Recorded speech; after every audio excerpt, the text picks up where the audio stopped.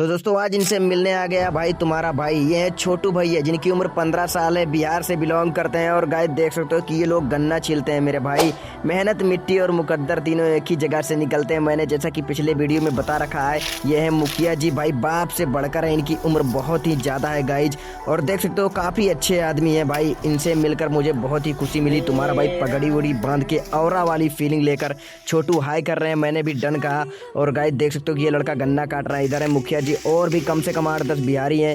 और ये तो भाई शर्म के मारा भाग ही गया। और दोस्तों जैसा कि आप सबको पता होगा कि ये लोग भाई बिहार से हैं, वहां से आकर काम करते हैं। तुम्हारा भाई इधर भाई चारा बीन रहा है। और हाय गाइज, कैसे हो सभी लोग। इधर मैं गेंद रखा हूँ गाइज, गेंद लेकर घर पे आ गया। इन लोगों को खाना खिला रहा हूँ। एंड गाइस जैसे कि आप लोग वीडियो में देख रहे हैं, प्याज, अचार, मिर्चा, दाल, चावल, रोटी, सब्जी। तो भाइयों जैसा कि आप सबको पता होगा कि खाना खिलाया गाइस और बहुत मजा आया। अभी खुद खाने जा रहे हैं। अपने इस भाई को फॉलो भी कीजिए, वीडियो को दमादम लाइक कीजिए।